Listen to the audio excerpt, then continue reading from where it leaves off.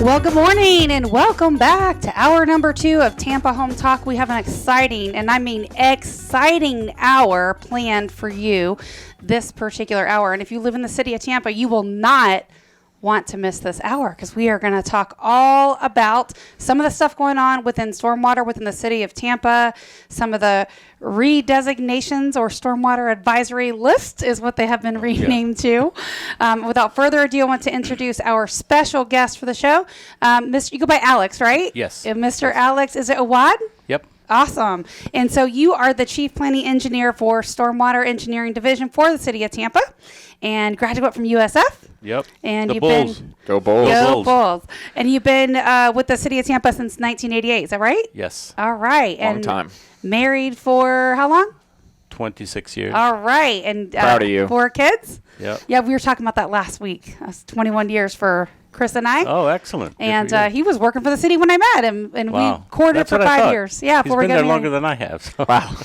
Yeah. So this whole topic came about when a couple of people had brought to my attention that the city has actually flagged. They originally called it redlined.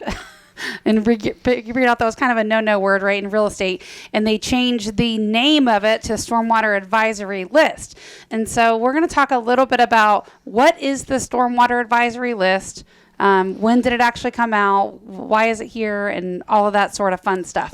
Also joined by my counterparts. Adam Talley with Talley Insurance. And Leo Cannyn with Barrel Engineering and Inspection. Wow. So welcome to the show, Alex. We're so glad you're here. Thank you. I know Leo here is an engineer also by trade, and he is like over the moon excited about it. And so let's talk a little bit about this list. Do you know how long ago did this come up? And can you just give me an idea on, the backstory of it? So I've been with the city of Tampa since 1988. So, and I recall when I started there was this list that was called the Red Line List. And it was, I guess it started in the early 80s when the city of Tampa had some flooding issues. And the flooding issues that took place were really bad, so we sent out at that time, that's what I was told, we sent out our survey crews to take shot elevations of all the flooding locations in the city, and everywhere and anywhere that they noticed something that was wrong, they recorded it, and it was on paper, it was on our atlas sheets, it was just recorded by hand, and we had in time changed that into a GIS, and as technology improved, Or digital we worked enhancements. Yes.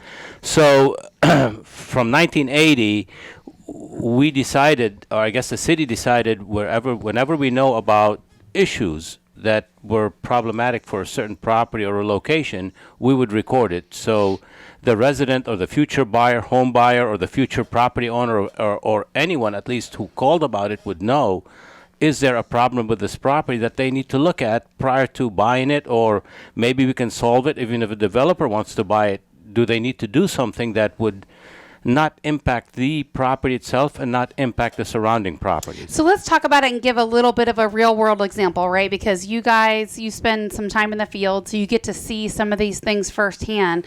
But can you give the person listening an example of something that you're talking about? Well, yes.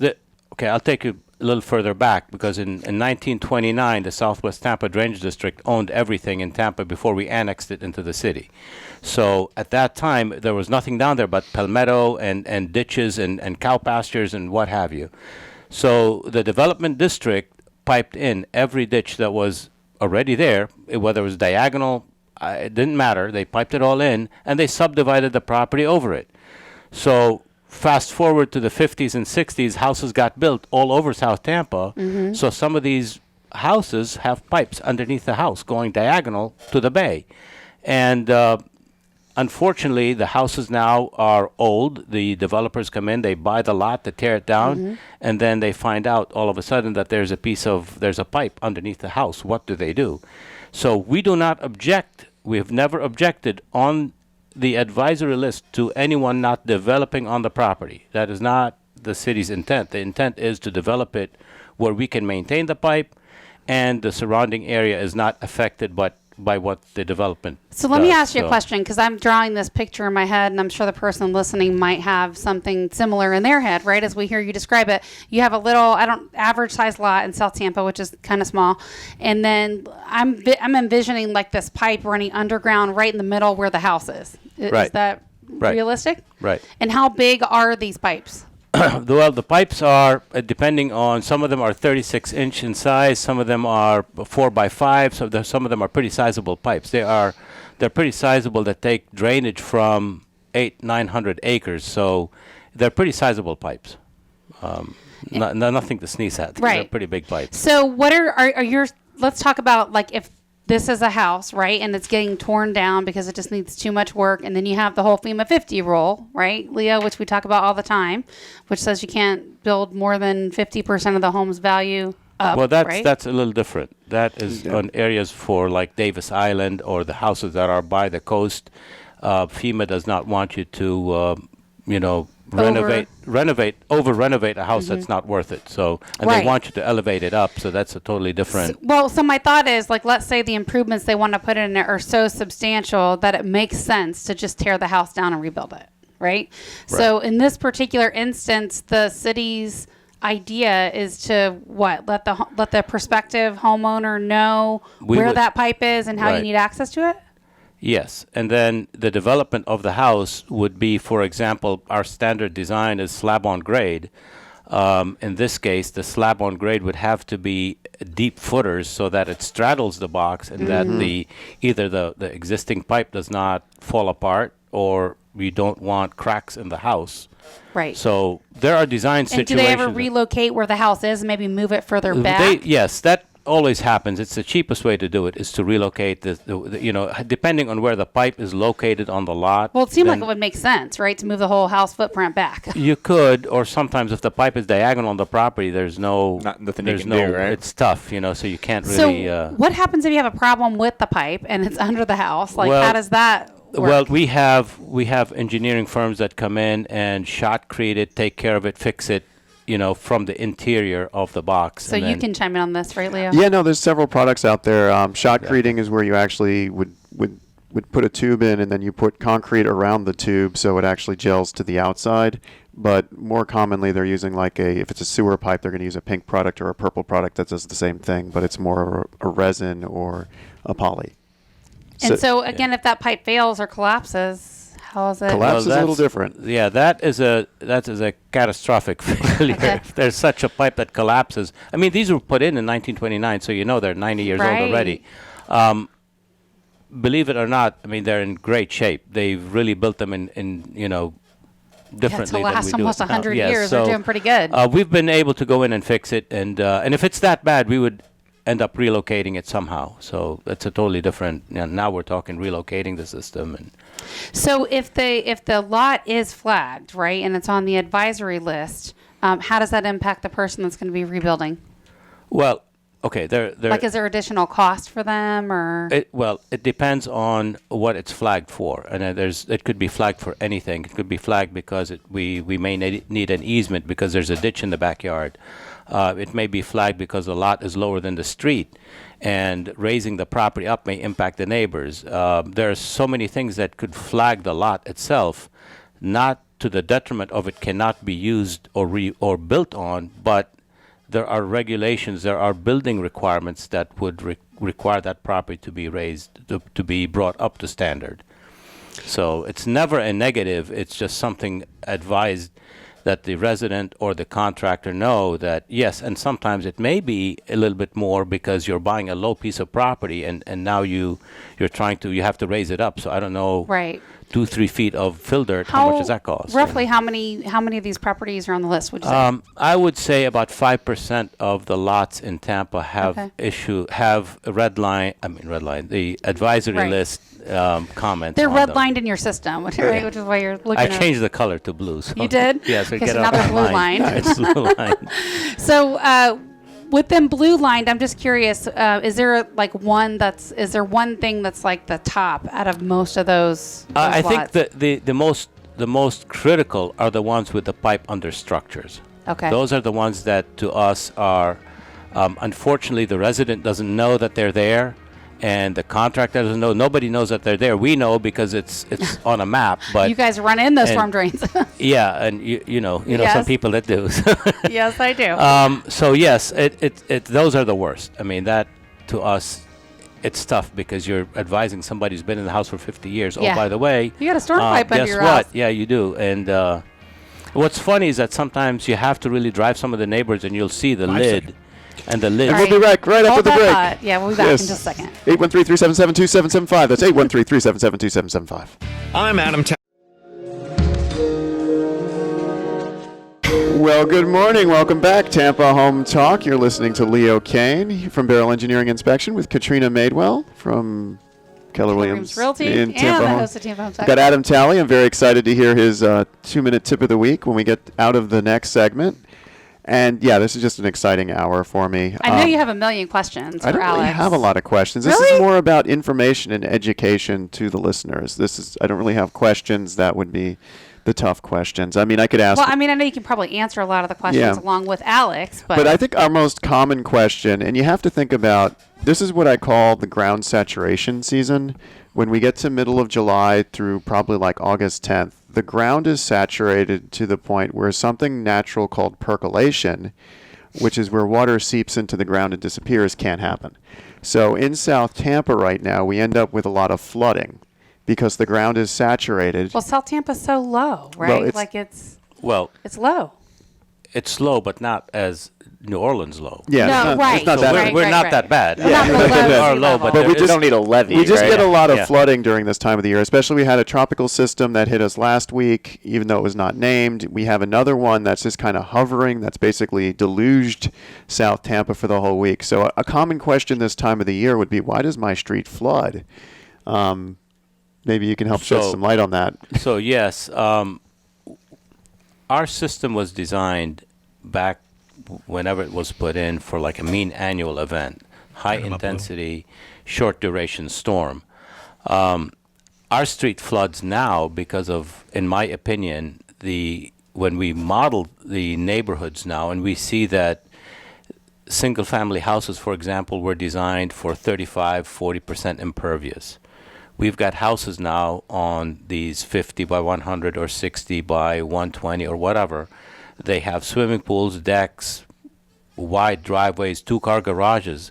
So now the impervious area of a standard lot changed from 35 to 40% impervious to 60 and 70% impervious. Baker McMansions, right? Yeah, Exactly. And he's So- also talking about the percolation that I'm talking about. So Right. now instead of 70% of your lot doing what we call perking, Right. you've now got 20% of your lot perking. And Perking then that is where water, the The water seeps goes into the ground. Right. and so now the water, instead of going into the ground, it sits in the gutter and tries to make its way through a pipe that was designed for a different event. So And I'm sure you guys get all the time, especially with the city of Tampa, people see the stormwater tax on their tax bill, right? I don't want to call it a tax. It's a stormwater fee. fee. It's Okay. in your tax bill, but it's a stormwater fee. Well, if you live in the city of Tampa, you ought to be happy that you have that fee because that really Well, helps keep your house above water. But I know a lot of the people listening and some of the frequently asked questions you guys get is what is the city doing to improve the So drainage? we have, so everybody knows that this fee went through city council a few years ago.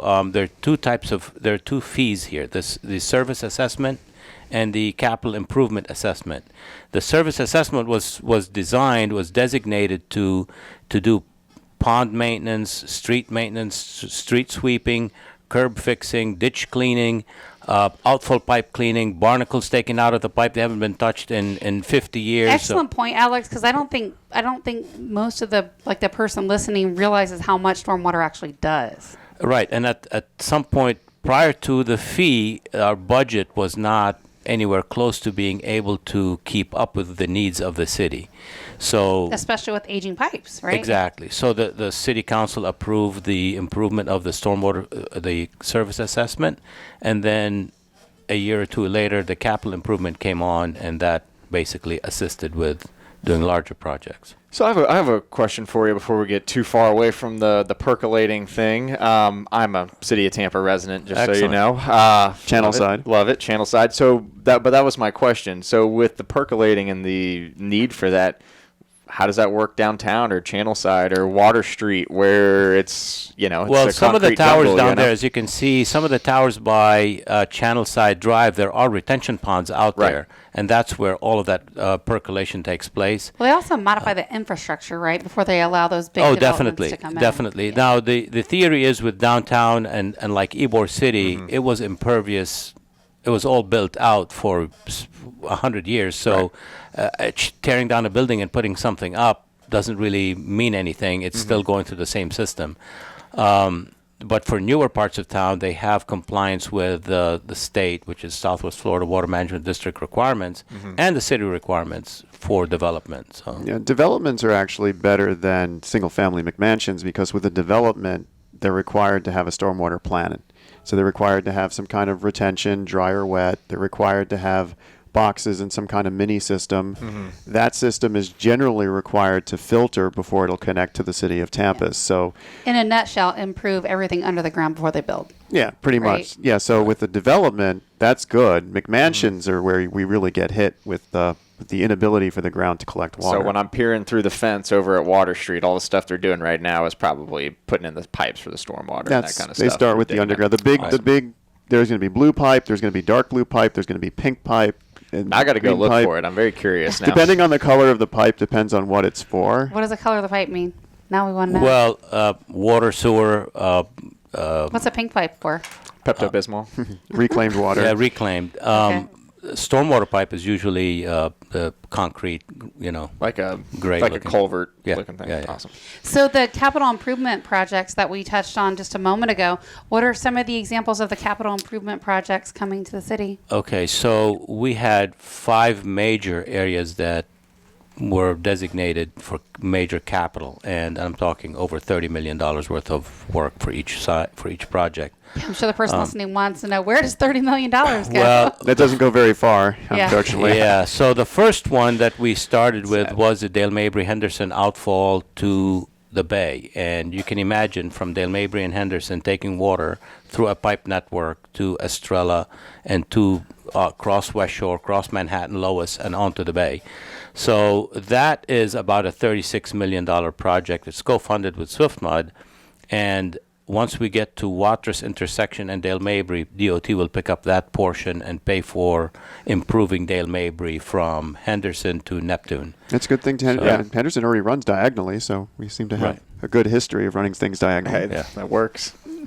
So, So- and some of the city of Tampa is maintained and put together by the Department of Transportation, right? The Transportation and Stormwater Services is the department that manages the stormwater and transportation, traffic. So those two are all tied that. together then. Right, Awesome. right. Time to blow your mind. Once it hits a navigable water, then we get the Army Corps of Engineers involved. Well, I don't even want to go there because that permit is a lengthy process Mind blown. to, yeah. So, Yeah. because we're in storm season right now, just talk about some of the stuff that stormwater does when we have this storm after storm and all this water is trying to exit into the bay and it's being pushed back up by the storms. There's a whole lot going the on there. majority of our projects, the majority of our network system is gravity flow. So we're lucky that we still have some elevation that still pushes water out to the bay, Right, either like you Hillsborough said, Bay or we're Old not Tampa New Bay. Orleans. We're not New Orleans. Now we have areas, and I would say around USF, Fowler, 30th, we have a major pump station there that pumps water down to Hillsborough River, and we have another area down by Aileen, which is off of Bayshore. That's a low pocket that we built a pump station that pumps water out to Hillsborough Bay also. Those situations are, we have 3 major pumps in each one of those, and they try to keep up with what the rainfall amounts that we get. Unfortunately for stormwater, you can design to get to a point where you're not over-designing something.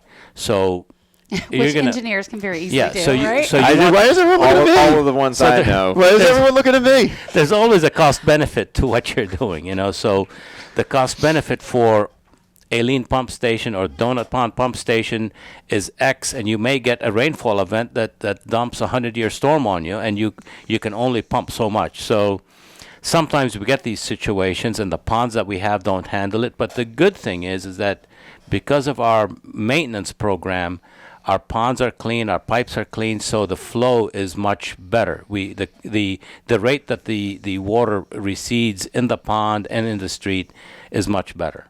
Yeah, I mean, you guys do a ton of maintenance, so I Right. mean, it's not just whenever it rains or there's a storm coming. Right. A lot of that maintenance helps keep the water flowing Right, where it should be exactly. flowing. Exactly. Within the city. So how does the person listening, if they're in the city of Tampa, how do they check for updates? And how often do you think they should look for stuff? Well, Is it- everything's on our website. We do have a matrix of all our maintenance programs on our city website. So they can go to the city of Tampa, then type in Tampa Transportation and Stormwater Services, and there is a matrix of our maintenance program, ditch cleaning, pipe cleaning, all of it is on there, street sweeping, and they can see how much tonnage we take out, and yeah. clean up. The ones that are now blue lined, right, on the stormwater advisory list. These properties are, and I guess this is a good question for Adam that we'll probably talk about after the break, that I'm sure will tie into the insurance tip of the week. But I'm just curious how this might affect your insurance, right, if you're in the city of Tampa. So I guess that'll probably be a lengthy answer, and we'll hold that till we come back right after the break. Okay. Our off-air number is 813-377-2775. If you have any questions at all, or you'd like to get more information, if you want us to send you the link because you're driving, just call or text 813-377-2775. We'll be happy to send you that information. 813-377-2775. We'll be back right after this break.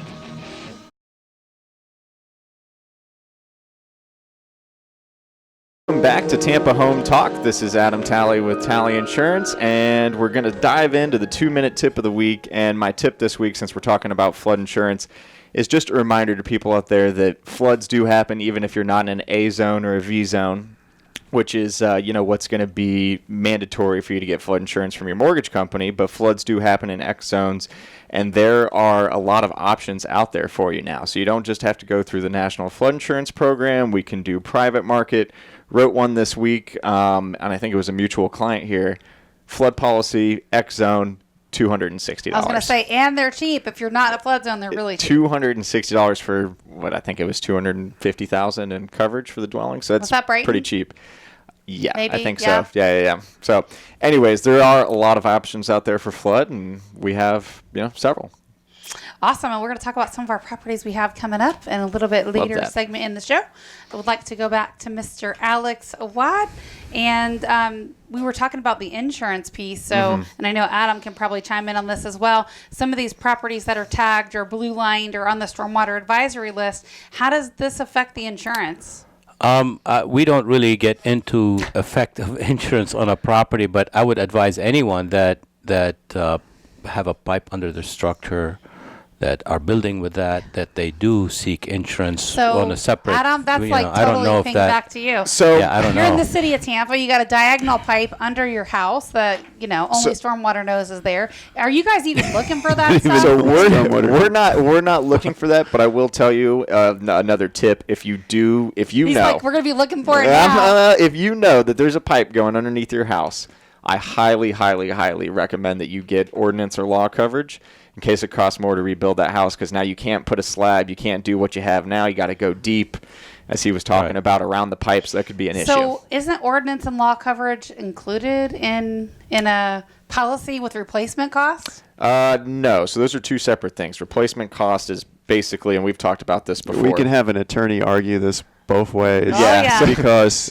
That's where Leo's playing. Yeah, stuff. so that's where my largest growing division is. There you go. So basically, the ordinance or law is going to go above your dwelling coverage, for things like especially if you're, like, say, in a flood zone, now you have a 80-year-old house that now has to be raised up, a couple more feet or anything like that. So that's what it's in there for. Aaron Donovan could argue that one and probably help you win, right? Yeah. If your house had to be rebuilt. I think that's a whole nother hour of show. You're not on its arguing own. with Adam. You're actually arguing with the insurance carrier. Yeah, absolutely. You're using Leo and Aaron to argue with your insurance carrier, and Aaron will always win. Aaron That's is right. good, but the most important thing, make sure you have the coverage so they have something to fight for you for. Well, even if they don't have the coverage. Yeah, well, there you go. Because you can't prevent construction from happening. That's true. So if it's just to kind of go back to what Adam was saying with the lawn ordinance coverage, or like basically having to rebuild in a different way or put the pylons in a different area, is there a difference in cost? Like, are you seeing some difference in cost?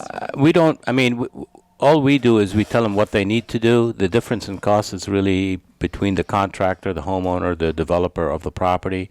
But I'm saying, Well, I like, have an ugly what's an question. example? Yeah, of some of the things, and what would Well, I'll give you an example of the properties that some of them that are lower than the street. right? So they have to bring fill dirt to raise the property up. Now, if the property behind them is lower, then they have to build it in a stem wall so they don't affect the surrounding properties at all. So that is a cost. Now, is insurance involved in that? I don't know. I mean, I don't. Here's my question. Let's say I have a pipe going let's go worst case scenario. A diagonal pipe's under my slab on grade McMansion. The weight of the house causes what we call catastrophic ground collapse of the stormwater pipe. So now the pipe needs to be replaced in addition to the house being built. Does the city do the pipe? Well, the first thing we would do is get an attorney, because I don't know. They would just bring on the city Yeah, I do attorney. not know that. I mean, if the pipe is collapsed, then, and it's that bad, then the effect of flooding to an 800-acre basin is massive. So, How many let's houses face are it, falling down? yeah, You I don't hope that want doesn't chunks happen. of homes I've going never off to the seen that bank. happen in 30 years that I've been with the city. So, I haven't seen that catastrophic Well, I said failure. it's a worst case question. We would probably have to go in the box, see what we can do to reroute the pipe along the property or in the property, So and how to shore it up. These I guys mean, literally are inside of those pipes fixing them. Oh yeah, definitely. yes. Yeah. So it's not. It's a major event. I mean that. Yes. Yeah, but it's not like Ghostbusters 2 where they're walking through entire systems and it's like 20 feet tall. We're not there. Working in the pipes a little bit. It's confined space still. So I don't know if Katrina. yes. I'm surprised you do not know what your husband does. Oh, I do. I know what he does. He But- told me he climbs in those pipes. Oh, he does absolutely climb the pipes, and he chases his guys through the pipes. I like when they're putting the TV scoping. It's a little robot they send through the pipes, and you get to see all the different species of roaches up close. It's like Oh, watching yeah. the Mimic in the movie. That's probably why my husband freaks out when he sees a roach. Yeah, I mean, they're just, it's funny because you get to see the camera people, the new camera people on the TV scopes. When the first roach like crawls up and like attacks the camera, they freak out. Yeah, there's if we see like one bug because the rain is like pushing him in the house, he flips. Like, I gotta And you will call. be amazed how many species of roaches there are. Are you well versed in your roach species?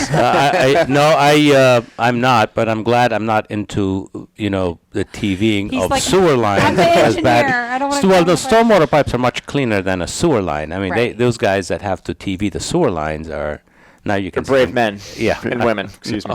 Well, You it's don't just, even want to know some of the inside jokes. Yeah. 'Cause my husband used to work for the sewer Yeah. department too. and the water's clean. I mean, I had an interesting sidebar story. I mean, I was in Daytona at the time, and there were some ducklings, and a couple of ducklings actually fell into a stormwater pipe. So the police had to come out and take the stormwater grate off and rescue the ducklings. You know, that is I'm just going to say that's a very sore subject for my husband. He does that a lot. Well, he's been the one to literally chase the cat or the dog or whatever it is all the way through the storm pipe for like hundreds of yards. And then ultimately he's the one that pretty much gets the dog out. And then, of course, when the media is there, the fire department's there, and they're the ones that get all the glory, not the guy that actually ran through the ground chasing the dog. Am I wrong, Alex? No, you're right. On the bright side, I mean, we've had some of these where there were gators in the pipe, and that was not a pretty picture. Oh, I'm that- sure. You're TVing the pipe, and all of a sudden the gator's staring at you. You go, You're like, well, hello, can you go that way? Let me get this out of here. He just kind of bump it. He doesn't want Yeah. to move. Bump. Yeah, we had some guys get in the pipe, and then the gator was over there, and I'm going, oh my god. How big? you know, How big you of guys- a gator can get I down would- there? I mean, these How are. big is the monitor? I mean, there's some big pipes. Yeah, so how the- big are those pipes? The biggest ones are how big? Oh, we have some that are 10 by 5, so you can. The one down by. So you can stand up in them. They're huge. Spanish Town Creek, you can. Yeah, it's a 12 by 10. So you've got. It's a bricked archway that was put in back in So really 1910. big This does remind me, if Oh. you guys are down there, and tell your husband this, I did lose my phone down a storm grate in Ybor about 2 months ago. So if you find an Android down You there, should have it's called mine. me then. Well, Right? with all the I rain- didn't know what he did. With all the rain, it's probably down in Ybor Channel by now. Yeah, but probably. Yeah, how much electronics do you guys find down in the storm I, grates? I haven't. Wedding rings. Wedding ring. You lost your wedding ring in there? That was not down the storm drain, though. That was at Beer Can Island. It fell in the water. Are you listening to this? I don't wear my rings. How did you lose your ring on Beer Can I was Island? pulling the anchor in. And then you didn't find it? It was like 8 It's feet of murky an water. island. It's impossible. Well, this is the difference between women and men. How expensive is your wedding band? Or the new one or the old one? The new one was $12.99 on Callow. And the old one. It was probably around $1,000. Oh, well, so you've got an expensive one. I mean, you ask that question to most men, the answer is going to be somewhere between $150 and $10. Well, hey, now I'm on the other end of the spectrum. So you ask most women, and it starts at $1,000 and just goes astronomically up from there. Weddings are expensive. How much is yours adjusted for inflation? Oh my goodness. Oh God, I don't know. I mean, so that's the funny part is with my ring. My And show the husband camera, and I, show the camera. My husband and I had an agreement that if I got the ring I wanted when we got married, I would never ask to upgrade because I really didn't want to So upgrade. do you have your own insurance policy on the ring? No, I probably should, huh? Yeah. Yeah. Scheduled personal property on your home. So that's how men can lose their rings a lot easier than women and not Stop freak out whispering. about it. What was that, Pat? Stop whispering. Oh, stop whispering. Is that me? I need to amp it up or who? Me? No, you're fine. Okay. Anyways.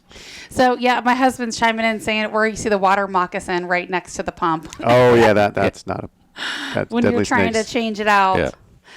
But you guys overall, we really haven't seen any effect in value, right? If these No, I lots think are- no, we haven't seen a negative effect in value of the properties. That actually, when we did a project, I think the values improved.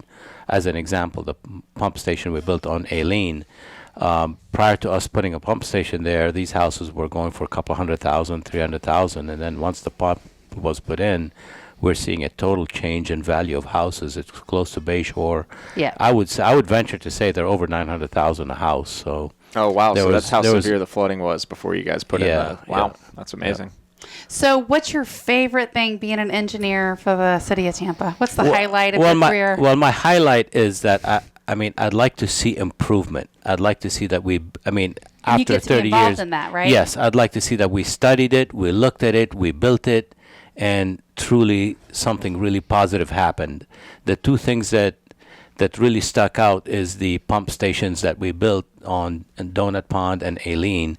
Because it was in a residential neighborhood, we were able to convince city council and our bosses that we should build this that looks like a structure, like a house.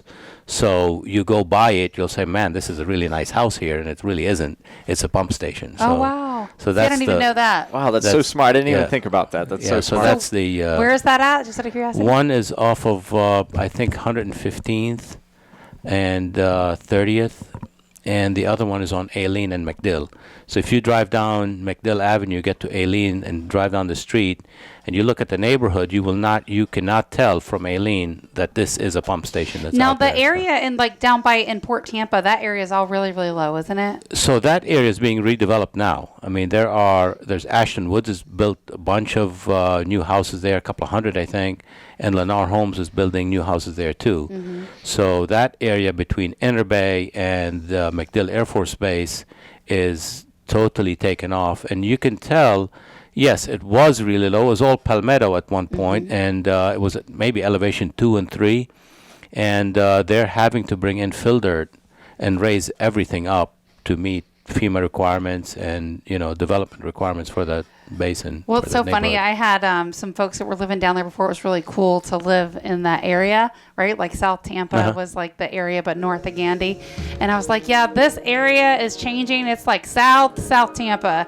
And so it like took off. Like people started reusing that phrase. It was pretty. Yeah, I think cool. the big thing was they wanted people wanted to be able to sell houses to folks that work at MacDill. Yeah. And I think mean, if you it's work working. at MacDill, why wouldn't you live in that area? I would. Yeah, and well, a lot of people can't afford it to work in MacDill, so they end up living in Brandon and know. drive in, which Crosstown. It's a nice little commute. yeah, it is a nice commute. All right, you're listening to Tampa Home Talk. Our off-air number is 813-377-2775. If you're watching us on the live feed, you can see it right behind me, but it's 813-377-2775. You can call or text if you have a question, if you need some real estate help. And when we come back right after the break, we're going to talk about a couple of the properties that we have for sale that are really, really cool. And I'm excited to share some information on those. We'll be back right after this break. Well, good morning. Welcome back, Tampa Home Talk. This is Leo Cannyn holding a bunch of listings, which you can cross so many listings off my list. I know we've Too good sold at a selling lot of them. those. They 4 are and 5 are crossed out. 3's got a circle on it. Coming soon, number 4 is crossed out. What's going sold. on? It was a hot property. It was priced really well. Adam's quoting he's quoting insurance on 1703 North Maryland Ave in Oh, Plant it's going to City. be good, too. Hey, what's the You just insurance know like it. on that, by the way? Since we're It's gonna got a be at that detached tomorrow? in-law suite. Well, we don't know yet because we got to do a little research on that, but I'm sure it's going to be fantastic. Plant City has some pretty good And it rates. had an open house So- 2 weeks ago. according Well, to if you were listening to the last hour, we had Don Hill in here and Stephanie McElroy with, she was the featured agent for this month, for August coming up, and Real Producers highlights not only affluent neighborhoods, but they have one that's specifically for agents. And so the top 500 agents out of 17,000 agents in Tampa Bay are featured in that. And so I'm going to be featured. Top 3%, so basically. Plant on the City's map. an affluent area now? No. Depends on where you're at in Plant City, No, by the no, way. they- There's Their really- strawberries are very common. They do two versions. flourishing. So they do one where they target to the affluent neighborhoods, right? It's a neighborhood, community-specific neighborhood magazine. And then they have the other one that is Real Producers, which is the agents, like you said, top like a real estate top magazine, 3% of agents, and they highlight and feature different agents. I'm impressed. 5 3.5 bathrooms, over 3,000 square feet. So a detached in-law is the 5 3.5 including the detached in-law Well, suite. so so the property on Maryland, the reason why I picked this one, because they they could film in a number of different places. They could photograph in a number of different places. The reason why I picked the home on Maryland is because I think it's such a really cool, unique property. And it also has a separate detached in-law suite. So I really we love those properties. There's a lot to be said for those next-gen homes, right? Because a lot of the people that buy those homes with the separate granny flats or in-law Your kids suite. can come back and live in it. You have the boomerang kids, great. indeed. kids. We also, the baby boomer generation is upon us, and many of those folks are retiring, and so They've we're been seeing, threatening to retire for 20 years. I know, but it's going to happen faster than anybody realizes that's happened. And so many of those folks live in different places and plan to retire in Florida. And so, that was always their plan, always their dream. And so it makes sense, right? If they have the main house and the kids are in the early years of their life, they're downsizing, so this needs something small. The in-law suite usually works pretty great. What about this Riverside Heights home? Well, hold on. So the cool thing about this one, and I'm actually going to be out there really early tomorrow morning doing a shoot on it. The detached in-law suite is actually a pretty good size. So it's got 2 bedrooms and a full bathroom. So it's really a lot of good space.